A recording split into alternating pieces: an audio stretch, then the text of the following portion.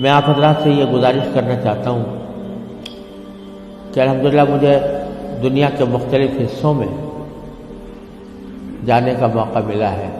دنیا کے 6 بر اعظم میں سے کوئی بر اعظم ایسا نہیں ہے جہاں میں حاضر نہ ہوا ہوں، اور خاص طور سے ان ممالک میں جہاں مسلمان اقلیت میں ہیں، وہاں کے حالات کو دیکھنے کا بھی اتفاق ہوا ہے،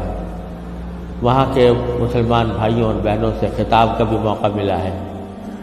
ان کے مسائل سے بھی فی الجملہ الحمدللہ واقفیت حاصل ہوئی ہے۔ لیکن اس تمام تجربے اور مشاہدے کے نتیجے میں جو بات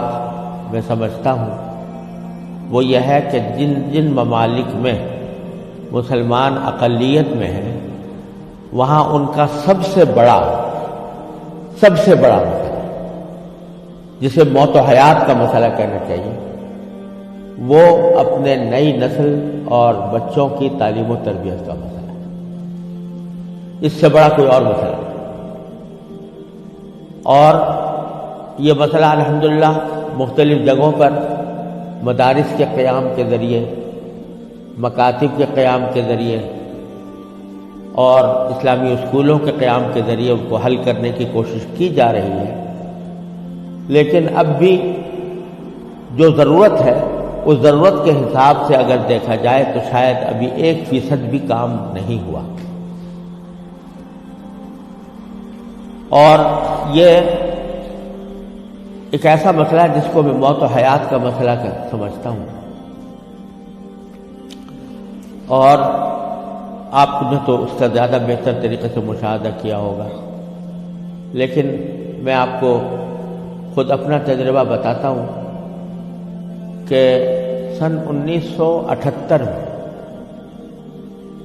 یعنی آج سے تقریباً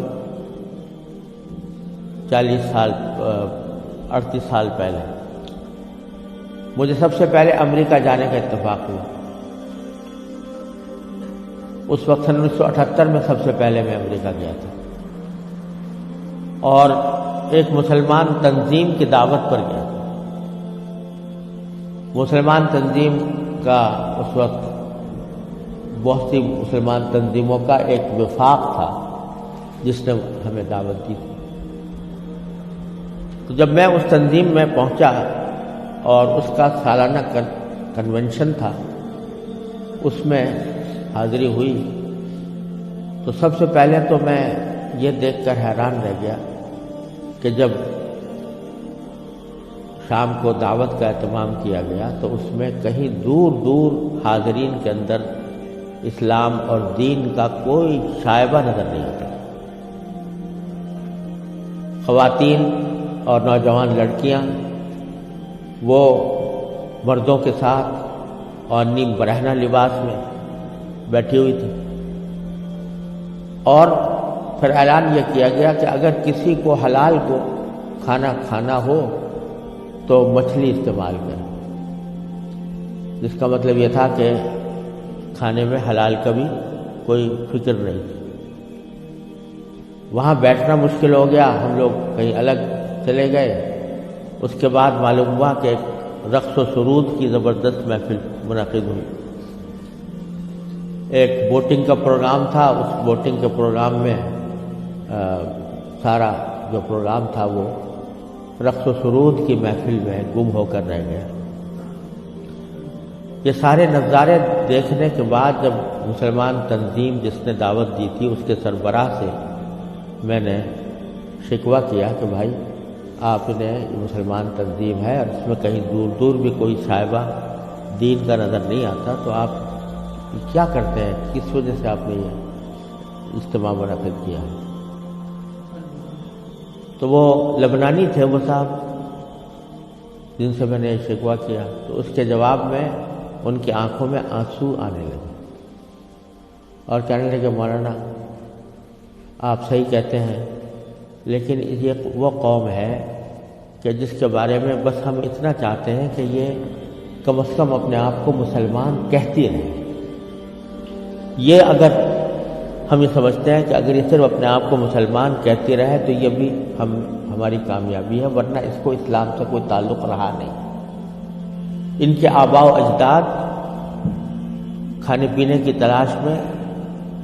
تجارت اور معیشت کی تلاش میں یہاں آئے تھے، ان کو اپنے بچوں کی تعلیم و تربیت کی کوئی فکر نہیں تھی۔ یہ اسی ماحول کے اندر پلے بڑے ہیں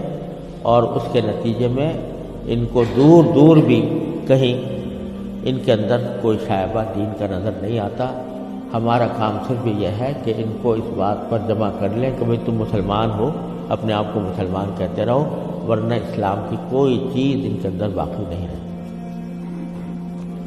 یہ منظر میں نے 1978 میں اپنی آنکھوں سے دیکھا اور یہ عبرت ہوئی کہ اگر مسلمانوں نے اپنے بچوں کو، اپنی نسلوں کو صحیح تعلیم و تربیت دینے کی طرف توجہ نہ دی تو اللہ بچائے یہ اس بات کی کا اندیشہ ہے کہ اللہ بچائے جو آنے والی نسلیں ہیں وہ اللہ بچائے مرتد نہ ہو جائے۔ اور اگر خدا نہ کرے ہماری اس بے توجہی اور غفلت کی وجہ سے ایسا ہوا کہ ہماری نئی نسلیں گمراہ ہوئیں، غلط راستے پر گئیں، تو اس کا وبال ہمارے اوپر، کیونکہ قرآن کریم کا ارشاد یہ ہے کہ ایھا الذین آمنوا قوا انفسکم واہلیکم نارا۔ جہنم سے بچانا صرف انسان کے لیے اپنا فرض نہیں ہے کہ وہ خود اپنے آپ کو بچائے، بلکہ اپنے گھر والوں کو بچانا بھی اس کی اپنی ذمہ داری۔ اور یہ بڑی شرم کی بات ہوگی کہ ہمارے آباء و اجداد نے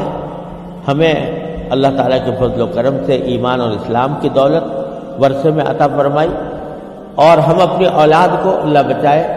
غلط راستے کے اوپر ڈالنے کے ذمہ دار بنے۔ اس سے زیادہ شرم کی، اس سے زیادہ نقصان کی کوئی اور بات نہیں ہو سکتی۔ لہذا یہ مسئلہ جس اہمیت کے ساتھ توجہ کا محتاج ہے، اللہ تعالیٰ کا بڑا فضل و کرم ہے، اب حالات میں تبدیلی آ رہی ہے، خاص طور سے انگلینڈ میں اور امریکہ میں بھی اب بہت مسلمانوں کو اس طرف توجہ ہوئی ہے، ادارے قائم ہو رہے ہیں، لیکن جس پیمانے پر ضرورت ہے اس پیمانے کی ابھی تک کمی ہے، اور اس کا واحد علاج یہی ہے کہ جس کے دل میں بھی یہ درد ہے وہ دامے، درمے، قدمے، سخنے، جس طرح بھی ہو سکے وہ ایسے ادارے قائم کرنے کی کوشش کرے اور اداروں کے ساتھ تعاون کرے، اس میں اپنے بچوں کو بھیجنے کا اہتمام کرے۔ لوگ چندے کرتے ہیں، ٹھیک ہے، چندہ بھی مالی وسائل کو جمع کرنے کے لیے وہ بھی ایک اہم چیز ہے، لیکن زیادہ اہم چندہ یہ ہے کہ اپنی اولاد کو ایسے اداروں کے اندر بھیجنے کی کوشش کریں جہاں پر چاہے ان کو دنیا کے علوم کی بھی تعلیم دی جا رہی ہو، لیکن اسلامی ماحول میں دی جا رہی ہو، اسلامی تربیت کے ساتھ دی جا رہی ہو۔